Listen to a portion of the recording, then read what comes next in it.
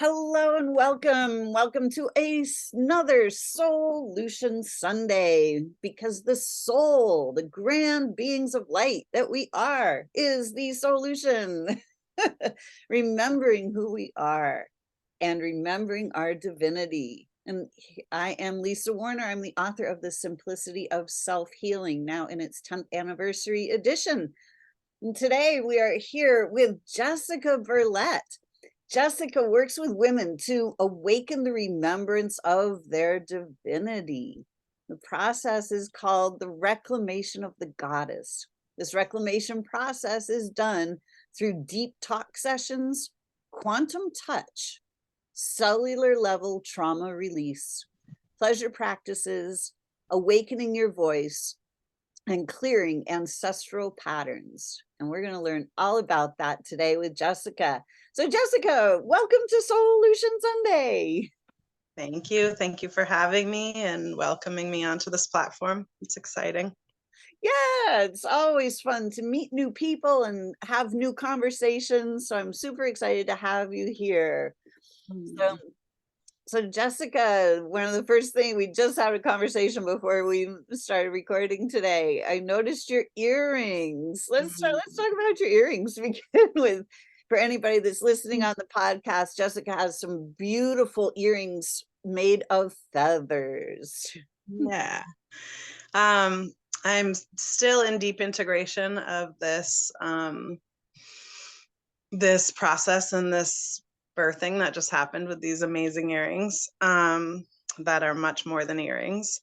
I attended a cacao ceremony last weekend on Sunday. And during the ceremony, Mama Cacao came in my journey, and I started hearing this chanting of the threads of unworthiness, the threads of unworthiness, the threads of unworthiness. And she kept going and increasing the intensity of saying the threads of unworthiness. And finally, it was giving me a headache and driving me crazy. And I thought I had acknowledged, okay, I can see we all have threads of unworthiness. Finally, I was like, okay. And I was shown this image of this bound woman just completely tied in rope, and these big scissors coming and snipping all of the ropes. So I was watching this process, and all of the sudden this deep unfurling happened, and I was shown an image that I could never articulate, I could never explain, I could definitely never recreate. And there were colors I've never seen and textures I've never seen, and this goddess with these huge, massive wings and an energetic imprint that I've never bared witness to, of full awareness and embodiment of the divine. So I had many other amazing things happen in that ceremony, but the next day I woke up with or 2 days later, I woke up with a knowingness that I needed to go see my soul sister, and I needed to be with her, and I wasn't sure why. So as soon as I got in the car to head to her house, I was shown these earrings, and she's a amazing jewelry maker and makes these divine adornments that are really intentional pieces. So I was like, okay, I guess we're making earrings when I get there. And I had my first experience of operating a car or doing anything while channeling, which I've never experienced. So I'm driving the car, and all of these images start coming between the road and myself of wings, and it felt like an accelerated course on the history of wings and religion and wings in indigenous cultures, and just the symbology, but more than symbology, the truth of what the wings represent. And I was being shown that wings lift us from the three-dimensional human experience up to a higher perspective, and the ascended masters and the angels, and they're able to sustain this higher perspective and view because of the acknowledgement of their wings. And I was shown that the threads of unworthiness that are binding us are the only thing keeping our wings matted and bound. So then for the next 10 minutes, I was shown that these earrings for myself and for my sisters and for every woman that ends up with a pair of these earrings, working with the feathers as a reminder of our devotion and our commitment to continue to clip these threads of unworthiness that are keeping us in the illusion of separateness and in the illusion of imperfection and in the illusion of anything other than our goddess nature. So it was the first thing you said to me, which felt really good, because it's not about how they look through our eyes. There's a vibrational frequency to them that is hitting every woman that I come in contact with. The minute they see them, they can feel it. So thank you for opening that and feeling that vibration. Ah, you're welcome. They're really gorgeous, and I love that you're talking about the wings, because we are so conditioned to look only at the physical appearances of things. And because we have been really talked out of our imagination, I talk about the imagination as the tool that we use to see the non-physical realms. And because we have been talked out of utilizing our imagination, we stop seeing our wings. We forget that we have them. We are the fallen angels who now we're stuck here in density and physical form, and we have to work with what is. This isn't true at all. And it really is about the journey of reclaiming our wings, just recognizing that we have them and healing those wings, unbinding them.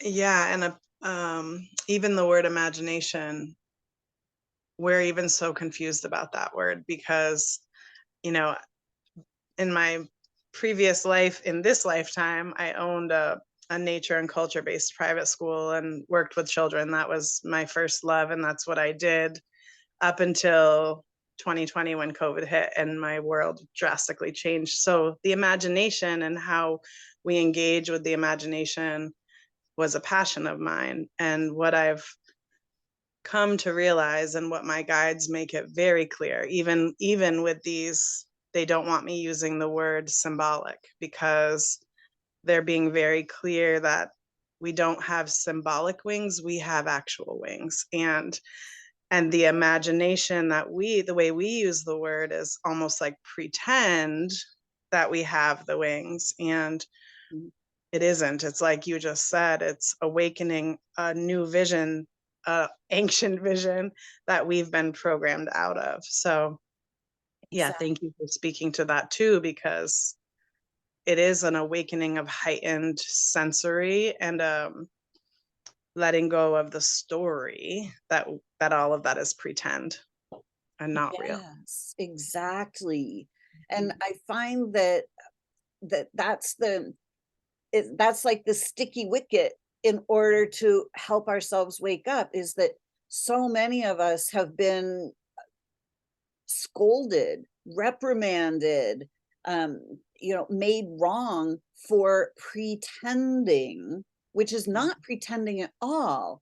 So what I've noticed is that in order to get our imagination and our awareness to open back up, we have to allow ourselves to pretend. And it seems like we're just pretending in the beginning, because it's like, oh my gosh, well, that's just my imagination. It's not real, blah, blah. But like you're saying, it is very real. And this is the key to us reclaiming our divinity, is we have to reclaim our wings. Yeah, and I think that where we are right now as a collective in our evolutionary process, the hard reality is just that there is two of us. There's the us that's still present in the third dimensional. The programs are still running, even if they're running silently in the background. So it's almost, I was having this experience the other day where it was actually in relation to these wings. I woke up the morning after my cacao ceremony with my upper back aching. And my initial thought and knowingness was the bound goddess.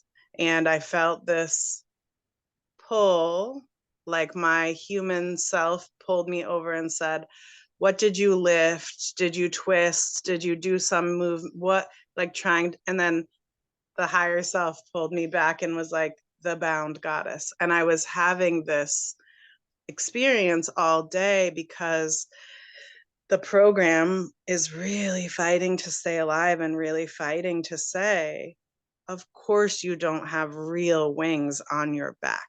That's impossible. That's impossible.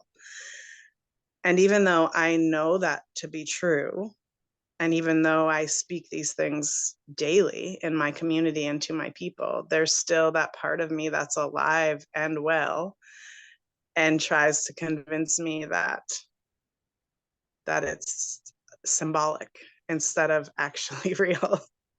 Ah, I talk about the physical self, which is the body that we see, and the non-physical self, the our mental body, our mind and our soul. We all have heard we are body, mind, and soul. Well, the mind and the soul are non-physical. The Mm-hmm. body is the only physical part. And we are conditioned out of noticing the non-physical self. But the problem with this is that the non-physical self, the soul is what I refer to it as, that's the actual real self. That is the eternal, everlasting self. The physical self is temporary.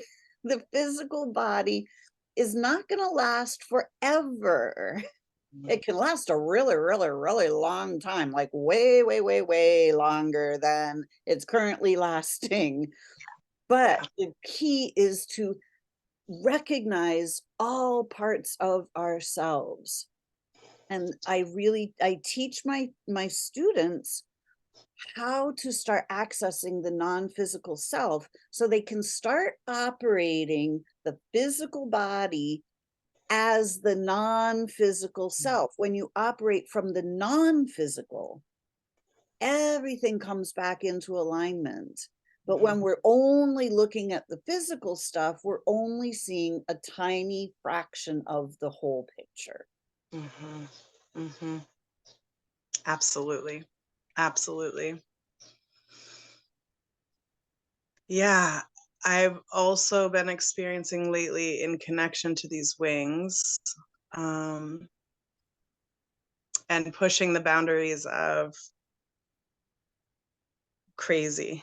Am I going crazy? Right. Yeah. And I think that's the deep fear, and it triggers like our witch wounds and our ancestral, all of the ways that we've been outcast and killed because we've started to awaken to these realities. So, um, one of the things that I've just in the past 6 months began experiencing and needing to speak out loud. And when my guides told me today that I was going to need to speak about it on this podcast, I was like, oh, that's way different than speaking one on one with someone in my studio.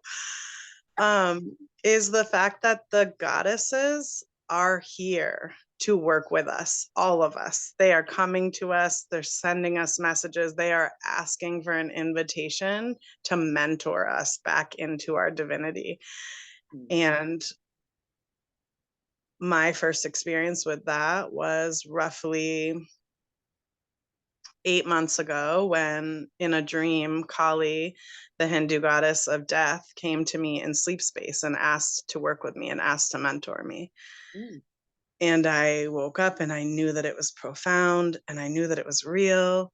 Mm. And that piece of me that felt like I was making it up or making more out of a dream than I should didn't. I think I did a quick Google search so I could like understand who this terrifying goddess wearing heads around her neck and holding a knife dripping of blood that was asking to work with me. I needed to know what this was. And then I didn't follow the invitation and I didn't work with her. And then a month later, I found myself in a position of realizing what that invitation was for, and that I in the moment I felt like I missed my opportunity to be mentored, which I didn't. But had I listened to that nudge and had I trusted that moment, I would have been much more prepared for getting a medical diagnosis that was leading me down this portal and this initiation into understanding life and death and the option to die without dying. Mm. And she wanted to teach me all that before that moment of diagnosis. And I didn't accept her invitation because of my lack of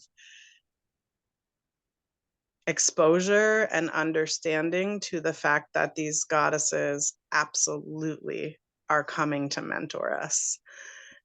And since then have had many other initiations with many other goddesses that are coming to work with all of us, and they have such profound teachings. So the pushing ourselves out of those programs of belief that we've been given of what's physical and real and what's invisible and not real it's a deep, magical and boundary pushing process I'm finding. Yeah, I love that you just articulated that if it's physical, it's real. If it's non-physical, it's not real. This is Mm-hmm. the programming, and this is how we have been trapped in this prison of suffering, of lack, and of limitation, because we have been taught that if it's physical, it's real. If it's not real. And this is literally backwards, because what is physical, like what shows up as our physical experience, is a result of what's going on in our non-physical selves. Mm-hmm. So I love this. And this is, you know, bringing up the medical diagnosis is, you know, my perspective and my knowing about the medical is that the medical system looks only at the physical body. And what's going on in the physical body is the result of what's going on in the mental, emotional, and spiritual bodies. We have many, many non-physical bodies.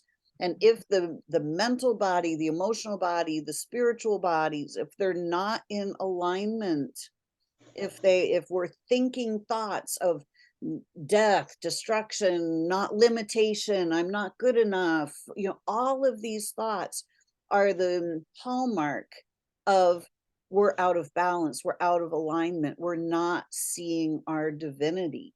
So from my perspective, there's never anything wrong with our physical bodies. Our physical bodies are literally speaking to us in symptoms so that we can see which thought patterns are out of balance. Yeah. Yeah. And I think we're in this really potent, mystical time on the planet right now where the collective consciousness healing is also taking place. So sometimes the things that you're holding and carrying in your body as symptoms, or maybe always, are much more than just your own and even your ancestors. They're also incredibly representative of the state of our planet and the state of humans and the state of where we're at. So as we rise above and lift that perspective and engage with these symptoms from a higher perspective, we're also evolving as a species and helping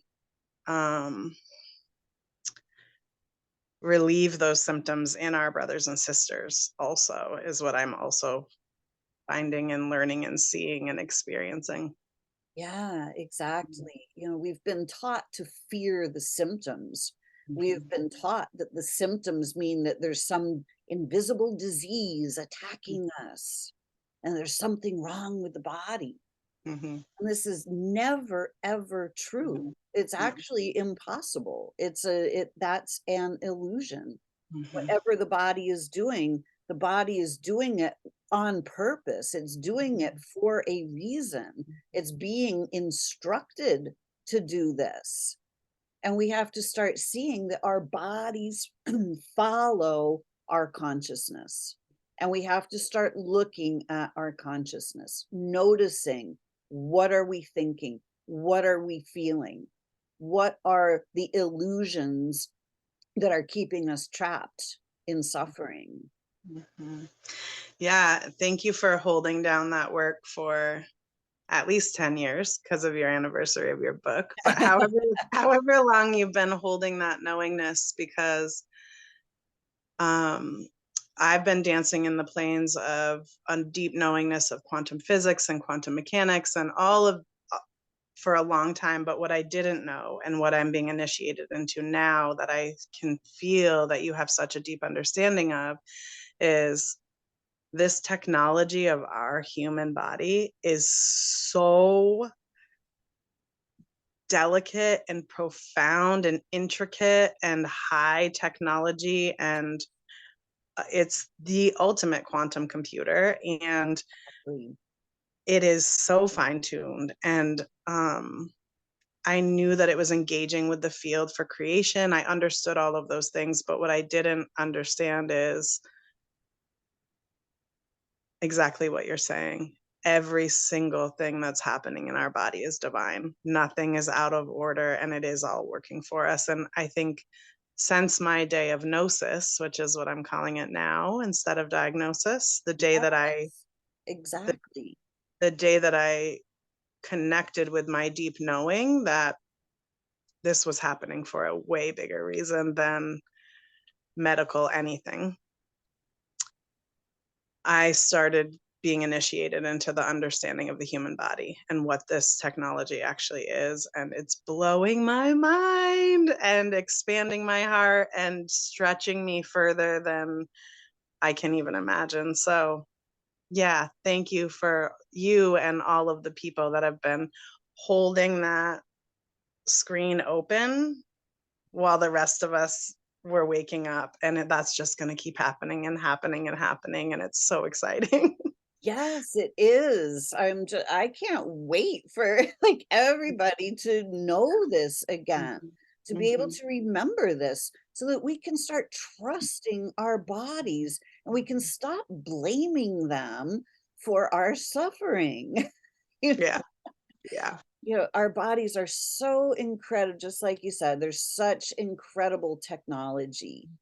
And we have been, I often say, it's like these are, to just use a silly analogy, it's like these bodies are like a DeLorean that can jump timelines and travel through space and time. And we're driving them like Jed Clambett's old jalopy.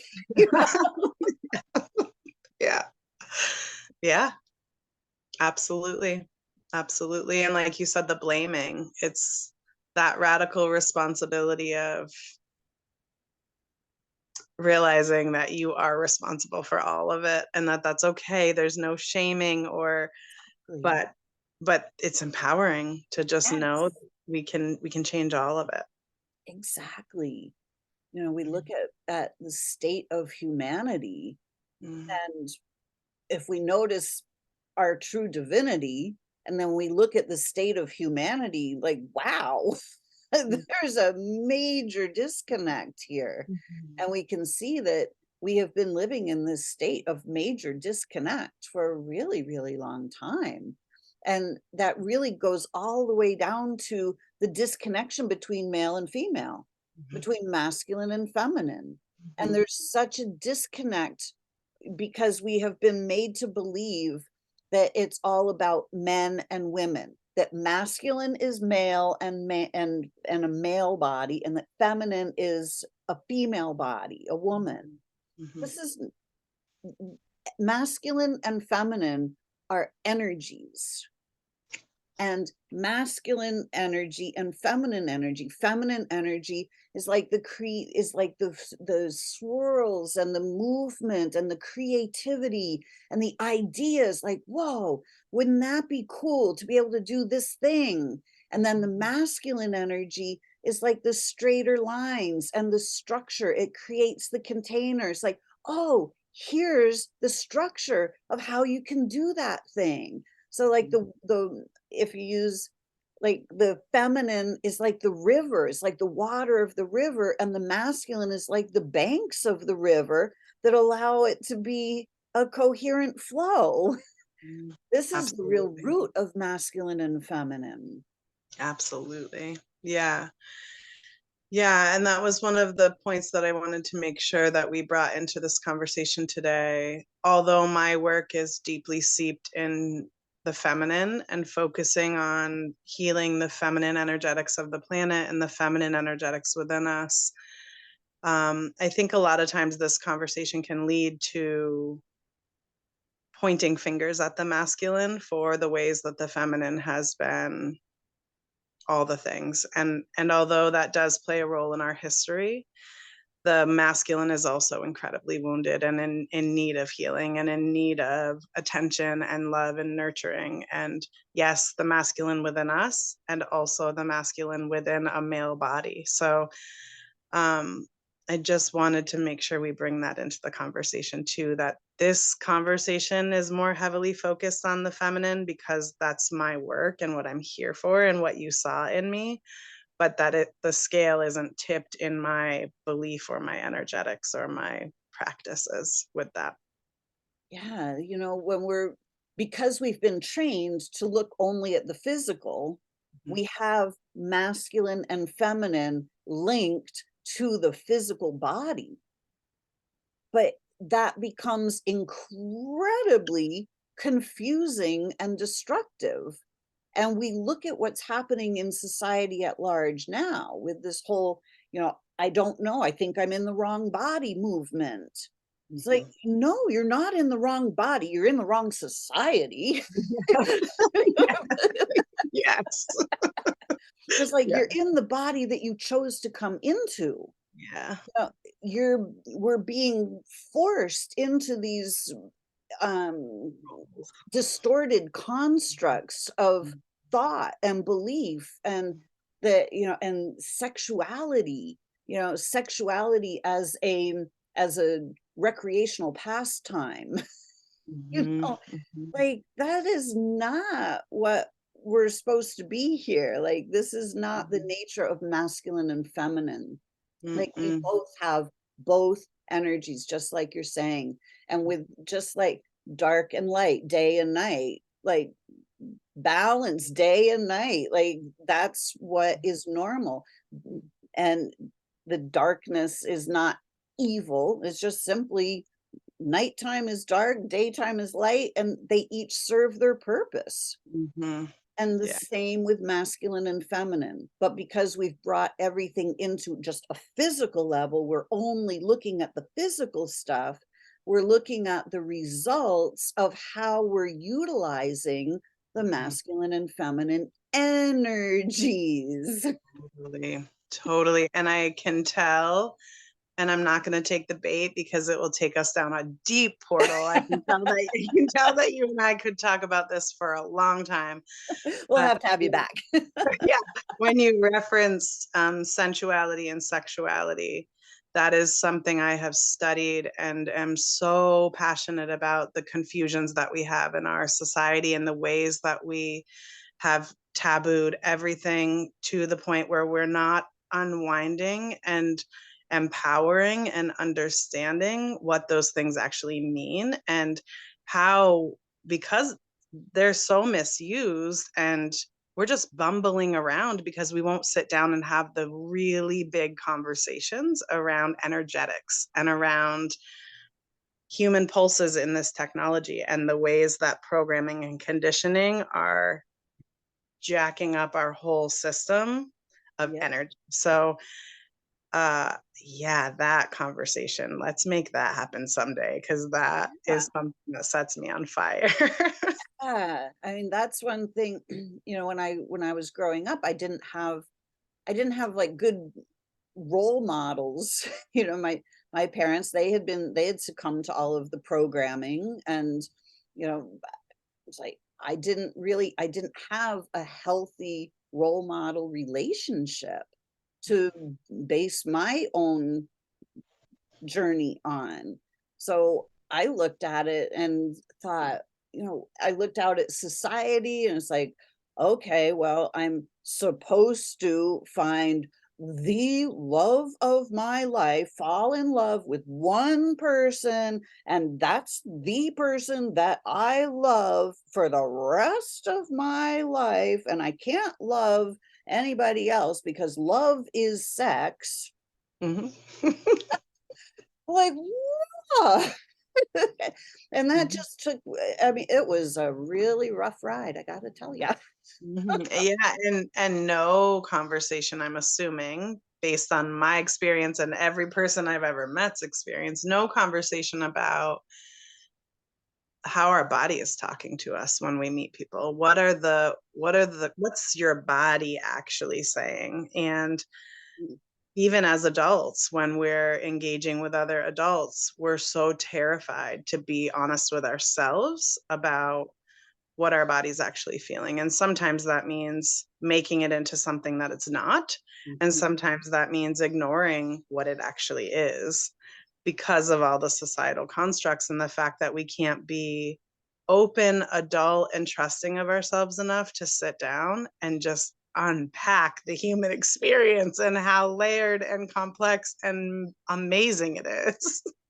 Exactly. Yeah. The fear of rejection, well, if I don't do this, then they're not gonna like me, or if I do this that I really wanna do, they're not gonna like me, I'm gonna be rejected. It's insane when we look at what's going on in the society. Yeah. And I think when you say fear of rejection, I think as I've really dove headfirst into this reclamation work, and more than anything, being with women and being with my sisters and being with myself in a really honest way, starting to really awaken to the programming of perfection and what I call the scale, which is this invisible measurement system of these two perfect male and female specimens that we're all trying to work toward, that really have no rules and no template. So even when people reach that place, they're still not at the place because that place doesn't actually exist. So where it doesn't actually matter what you physically look like. There's never a place any human has ever reached where they were like, oh, here it is. I finally reached it, unless they unplug from the programming that perfection exists, or this idea of external. So that fear of rejection filters into every experience that we have. I mean, I felt it this morning, being getting ready for this conversation and feeling not prepared. I'm like, what does that mean? Yeah. What does that mean? This is your work. This is your passion. This is your heart and your pulse. Preparation means that you're seeking some sort of perfection, some sort of, I have to be this certain way, or, and it's running through all of us so deeply in every area of our lives. And I think that's the process of the reclamation of the goddess, is identifying and finding all the areas that we are participating in that program and cutting those threads of unworthiness. And it's so exciting, and so many people are waking up to that on the planet right now. I feel it and can see it, men and women. Mhm. Yeah. It's Yeah. so good. Exactly. It's such an exciting time to be alive. It really is. Growing up in the programming, we don't know that we're in the program. We don't know that we're being programmed. We don't know that the rules that we're being taught are to keep us bound in a prison. We don't know any of that. So we just think, and we're punished when we don't follow the rules. So of course, let me follow the rules because I don't want to be punished. Mhm. And that's what knocks us out of our own inner guidance. Oh yeah. It prevents us from being able to stand in our power and say no. And Mhm. it just completely distorts every aspect of our life. Mhm. And now we're in this process of going, whoa, hang on a second. We've been programmed. They call it TV programs for a reason. Yeah. Hmm. Yeah. I'm raising two magical, wild, feral daughters right now, 2 and 3 years old. And to keep that energetic imprint intact in this world is a exciting and terrifying process of witnessing the ways in myself when they're being wild and they're being all the things that we were taught were too much, too loud, too big, too expressed, too truthful, too all sensual, too all the things. Yeah. The impulses are still in me when I can see people judging them or judging me or judging. And it's such a big ask of parents right now that are awake to stay the course, and Exactly. speak your voices to the grandparents in the most loving, heart-centered, and boundary-driven way of this is how we're doing this, and we are not creating good girls. I'm not creating good girls. I'm not creating people pleasers, and I'm not creating quiet voices. So it's a very intense experience, I think, for mothers and fathers right now that understand what we're holding and understand that keeping them free of that programming is immensely important, and it's our only job. Yes, exactly. Yeah. You know, And it's not easy when the programming is circulating everywhere around. right? And that programming has us believe that the baby is born and that they're just a completely blank slate, which means that they're completely unintelligent. They don't know a single thing, and you have to teach them every single thing. And my direct experience as a child was that I was connected to source. I have memory of the space of being that is pure, unconditional love. There's no judgment, no rules other than do no harm. And, we're completely divinely loved and supported in every moment of every day. But then when I would when I would be in my 2 and 3 year old body, I'd be like, oh my God, they're not doing that around here. Like what I know doesn't even exist on this planet. I was completely clear that unconditional love did not exist on this planet, except in the animals, like our pets had unconditional love. You could feel that. Babies have unconditional love because you feel it when they're born. Like you hold them, you just feel love. It's because that's what they are. But then we're programmed out of it. And I just wish that parents would understand that these little beings are fully mature souls. They have grand wisdom. They have beautiful intelligence. They're innately connected to nature. They're innately connected to the truth. They know right from wrong. They can feel it inside. They have inner guidance. They have intelligence, but we get educated out of that innate intelligence. So I'm so grateful for awake and aware parents like you that see this and can start nurturing that and help them remember who they truly are, to help them remember their connection to source.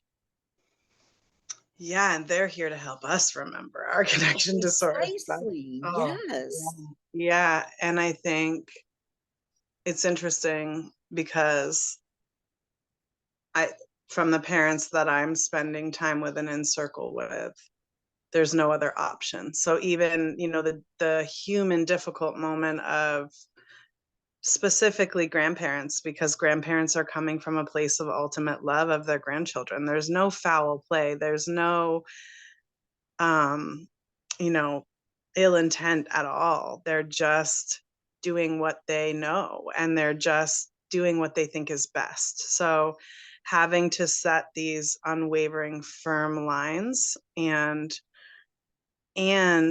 take the time to explain the why behind everything. We're so blessed to have grandparents on all sides that take the time to listen, but it doesn't always resonate right away, and it's not an instant understanding. So yeah, I for anybody who's a parent in that position, I think we don't have a choice other than to keep setting the boundaries and moving and doing what we're doing, and I think that that's hardwired in us right now. But man, it is you feel the feelings involved with all of it along the way. Right? Oh my goodness, yes. And I love that you talk about the children are the ones that are going to help us remember. They are the ones who are leading us back home to Mhm. our divinity so that we Mm, can start creating heaven mm, on earth and start living a far, far more joyful, abundant, happy experience on mm. this planet, where we honor and respect each other and the planet and the plants and the animals, and we can start living in harmony and in community once more. And if you want to see the energetic imprint of the goddess, look at a little girl, because it is there in full sensuality, full expression, full creativity, full freedom, full knowingness that they are divine and radiant and worthy. Most children that haven't had that taken at a really young age. Um, but it's there, and you can witness it. And my daughters, every day when I look at them dancing and spinning and swirling naked around our house and in their radiance, I'm like, oh, that's what we all need to be feeling in ourselves, that we've lost. It's intact right there. So they are huge teachers and reminders, and they are for those who have children in their home, they are the work. They are the work right now. Uh, so do your girls remember their wings? My daughter Nova is just starting talking, so I have so many questions for her. Right? But she's just starting to be able to go to that deeper level of thought where I can ask her things, or um, so I guess the answer to that would be yes, because I see them flying and moving in the most divine ways, and they are so intact. But I'm eager and excited to have verbal conversations about all the magical things that they see. And my youngest daughter Mila speaks to the flowers and is in such deep relationship with flowers that it's beautiful to watch and witness because they are legitimately her friends, and she's 2, and she's like, "Hi," and so excited to be with them. So, those are the reminders that our system has been tuned down and off, and their systems are fine-tuned and on.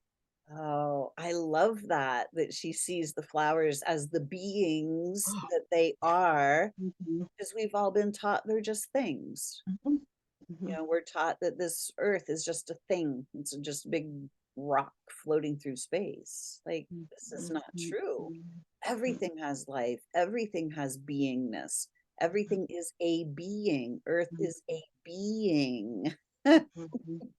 Yeah, and the flowers specifically right now are coming to reconnect us with our personal stamp of who we are in our essence. And they are such beautiful reminders of the array of beauty and difference and the full spectrum of what we are capable of as humans and how we present and how we show up. And they are definitely screaming to be in communion with us, to reawaken us to our beauty and our soul imprint magic that we all hold. So, Exactly. mhm, There's been so much use and abuse and trauma on this planet because things are not seen as beings, mhm, living beings. mhm, Trees, oh, they're in the way, just cut them all down. We don't need those. We need to make toilet paper. mhm, Like all of the things. The air is a living entity. mhm, Oh, we can just pollute it. As I love that we're starting to talk about these things as the beings that they are. mhm, Everything there, when we look at my perception, my knowing is that, you know, in all of creation, there is life, like mhm, life. Everything that is alive is life itself. Like, it's a different aspect of life. We are all that life. mhm, And so everything is connected. mhm, Everything is coming from the same life, the same light. That divinity runs through everything. mhm. Yeah, and I think that right now I'm being called to remember that we all need hand holding through that process of remembering because we are still, that program is still back there. So the concept of the flowers being beings, when we say that things sound hokey or new age or all of those things, it's because the energetics haven't come strong enough yet to really have us be able to ground in. So I think being with people who those are really new concepts and they are outside of, I mean, still for me, some of these concepts are, even though I know it to be true to the depths of my soul, Mm. when push comes to shove and I'm in a moment, there's still a piece of me that isn't fully to this side yet. I'm still getting nudged back. So I think just remembering that, like, in this time that we're in right now, as humans, we still need patience and hand holding, and even to ourselves, like, oh, there's still a piece of me that this is a stretch, that this is a stretch to get there. But I think for most people, when you really tap in, it rings in your body as true. Even if your mind can't catch up, it still is truth. Exactly. Yeah. When there is, like you say, there is truth, and it's Mhm, not your truth or my truth or their truth. There's just truth, things that mhm, are mhm, literally true. mhm, And we've just been talked out of being able to recognize truth mhm, in that respect. mhm. And I think that's where the awakening of this technology comes in because our body communicates with us truth in our cells, in our heart, in our womb, in our whole being, sometimes through chills, through just a deep gnosis of, oh, this is a knowing I can't even explain. It's our technology talking to us. So part of that work is, even though we've been in this technology our whole life, like actually starting to settle into it and listen in a Right? way that we never have. Yeah, we've all been taught that we have to protect our bodies. Mhm, Oh, mhm. there's some bad stuff out there. Protect yourself, protect your body. Yeah. Our bodies are here to protect us. Mhm, Our bodies are divine. They're intelligent. They're sending us signals all the time. mhm, And we allow ourselves to fall down the rabbit hole of depression and angst and all, and those, every thought we think that's not true feels bad. mhm, But mhm, then we get caught in the, oh my gosh, there's something wrong with me, and blah, and we get caught in the feeling bad instead of being able to listen to the body and go, whoa, hang on a second, that thought doesn't feel good. That's not truth. mhm, mhm, mhm. Oh, that's a good reminder. Yeah. Right? So like In when that we're way. you're talking about a diagnosis, Mhm, mhm, mhm. look at the word, hear what it sounds like. First part, Yeah, die. yeah. Okay. And when we receive the diagnosis, usually they don't feel particularly good. Nope. Nope. Our Nope. body is going, hello, Mhm, not truth, mhm, not mhm, true. mhm, We have mhm. to learn to listen to our bodies. Our Yeah. bodies are far more intelligent than our minds are. The mind is the part that has been programmed, and we are constantly being programmed. Mhm, Every other commercial on every other television program mhm, is about a pill, or mhm, go see your doctor, or do you have mhm, medical insurance? Here, look at this insurance company. Let's make sure, let's ensure that you stay in the system. mhm, We're going to mhm, make it so it's really easy. We're going to even pay for you to mhm, go to the doctor and get these pills. mhm, mhm.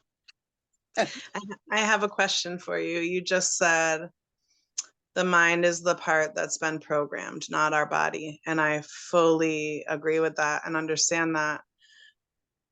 What's your take, or what work have you done on the cellular memory component of the fact that our body holds the memories of often participation in those programs, or the trauma ensued from those programs and those beliefs? um, have you ever found that we can solely unwind that with our mind, and that our body, our cells just follow suit? Because a lot of the practices that I do involve going directly to the cells for release, but I'm curious, you just said that and I saw a little key. So I'm wondering what your experience has been with just working with the mind potentially, and not the cells. Well, Obviously they're in communication with each other, but yeah, direct communication, absolutely. The Mhm, mind, it's a delicate balance. I look at consciousness, like mhm, the mind and the soul together mhm, form our consciousness. mhm, So I look at who we are as the soul. That's the truth. mhm, We are divine beings of light, created in divine perfection. Nothing ever wrong with us. mhm, So if got our wings, when we unfurl our wings, notice that we have the wings, notice that we are the angels in human form, that there is nothing wrong with us, that we are divine perfection itself. Then we start noticing the difference between all these thoughts that I'm thinking and what's actually true.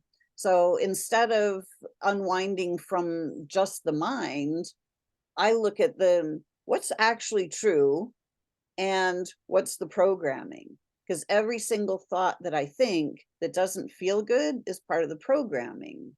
Mhm. So I start to unwind Mhm. the mental body and the emotional body and the soul, bring Mhm. all of the non-physical parts back together. Yeah. And then it releases from the physicalness as well. And I use the physicalness to show me what is being unwound or what needs to be unwound. And when you say it releases, do you mean the program and the belief system, or are you also speaking to trauma that has occurred in the body? All of it, All of it. because our bodies are 12-strand DNA. Two Yeah. strands are physical and 10 are non-physical. Mhm. So Mhm. the physical strands are expressing what the non-physical are programming. So like Mhm. the body is like the computer itself, the Mhm. hardware, Mhm. and the consciousness is the software. Mhm. So when we unwind the consciousness part, then the program, the hardware starts functioning properly again. Yeah. Mhm. Oh, And we that's look at like what's wrong, quote unquote, with the hardware mhm. is Yeah. just showing us where the computer virus is. Like, Yeah, totally. Yeah.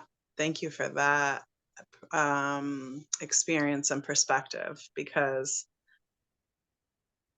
I think my experience has been the same, except I've found through my own healing and through healing other people, it helpful to have human assistance with the cellular having body work done. release piece. But I love, and it's really exciting, and I'm going to ponder and feel that more and more, that although beneficial and helpful, maybe not necessary. Maybe we can just reach it all through the awakening and acknowledgement and recalibration of our system, if Well, I'm hearing you right.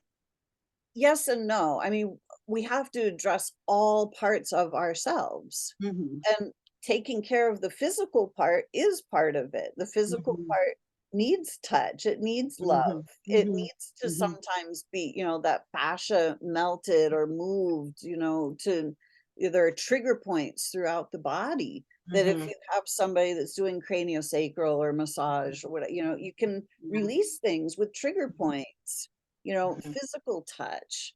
So mhm, all of it goes together. It's not an yeah, either or thing, it's an and thing. yeah, yeah, And if you release something from the physical level, it will also unlock from mm, the non-physical level. And when you unlock the non-physical level, it releases from the physical level. So it goes both directions, mhm, mm. What a wild life. right? It's What a wild life. extremely exciting to learn new things and to open our perspectives and to start just realizing that there's so much here Mhm, for mhm, us. mhm, mhm, That if we just step out of the programming, if we simply notice that we have been programmed, we have been taught that here are all the rules and these are the things that you have to do. Pay your taxes, get a registration, get a license, go mhm, to school, get a job. mhm, If we just mhm, stop for a little mhm, bit mhm, and ask, is this actually necessary? mhm, mhm, Where are those monies going? mhm, mhm. Like, how are they funding all of these wars and Mhm. diseases? Yeah. Huh, Yeah, and usually if you follow the money, the answers are all there about where the program lies. right? So we Yeah. just look at how society is set up in this pyramid shape. And the people at the top of the pyramid, they got all the goods, and the people at the bottom just keep feeding the people at the top. And the Mhm. people at the top keep feeding on the people at the bottom. Yeah, and I think Not a for sustainable paradigm. yeah, for people who haven't dared or haven't even had the invitation to go peek behind the curtain, I also think just remembering that, and obviously a lot of your listeners or all of them have peaked. Yeah, um, right. but also I've seen it really take people to dark places and to cynical, afraid places once they look. And the whole invitation is to remember our sovereignty and our divinity and our power that lies within us, and that we don't need to externalize any of it. So I think it can be a slippery slope into fear, even more fear.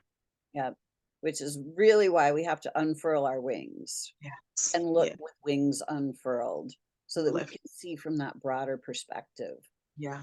to Yeah. see that none of it has any influence over us unless we allow Mhm. it to, Mhm. and that we can rise up above all of it. But we have to Mhm. unfurl our wings and see who we Mhm. truly are. Yeah. Yeah. Jessica, Mhm. this has been such a phenomenal conversation. I agree. Thank you so much for welcoming me into it and seeing me and just being here and doing the work that you do. I appreciate all of it.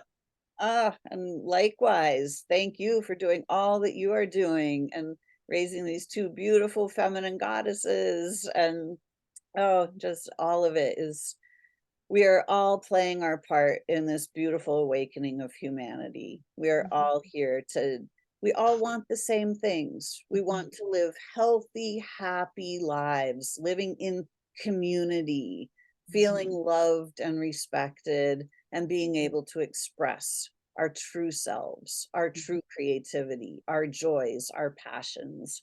So, Mhm. thank you so much for helping humanity in the way that you are.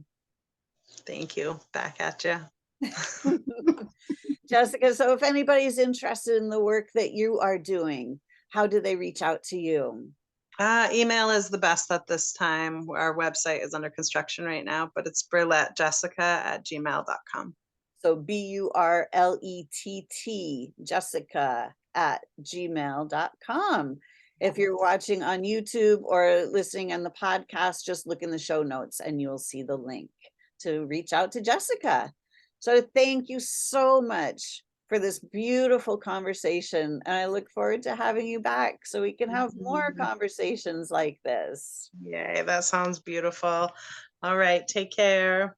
All right. Thank you so much for watching, everyone. My name is Lisa Warner. I am the author of The Simplicity of Self-Healing, 10th anniversary edition now, that you can find on Amazon.com, and you can find me at connectingyoutoyou.com.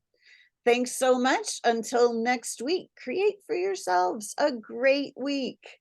Bye for now, everyone.